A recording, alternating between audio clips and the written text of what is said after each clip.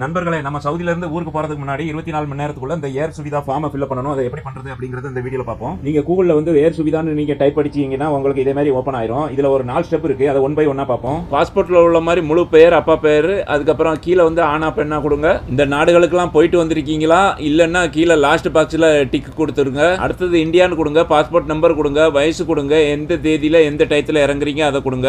அடுத்தது flight number கொடுங்க, அப்படியே கீழே வந்துருங்க. கீழே ஸ்டேட், அதுக்கப்புறம் உங்க மாவட்டம் கொடுங்க. இந்தியால முதல்ல கால வைக்கிற இடத்த கொடுங்க. அதுக்கப்புறம் எங்க இருந்து ஏறுறீங்க அந்த நாட்டை கொடுங்க. அதுக்கப்புறம் எந்த தேதியில இங்க இருந்து கிளம்புறீங்க அதையும் கொடுங்க. சவுதியில இருந்து நேரடியா இந்தியா போகாம வேற நாட்டுக்கு போய் போறீங்கன்னா அதை கொடுங்க. நீங்க தனியா தான் போறீங்கன்னா டிக்கு கொடுக்காம கண்டினியூ கொடுத்துருங்க. அதுக்கப்புறம் வீட்டு நம்பர், தெரு பேர், தாலுகா பேர் இதெல்லாம் வரிசையா ஃபில் பண்ணிருங்க.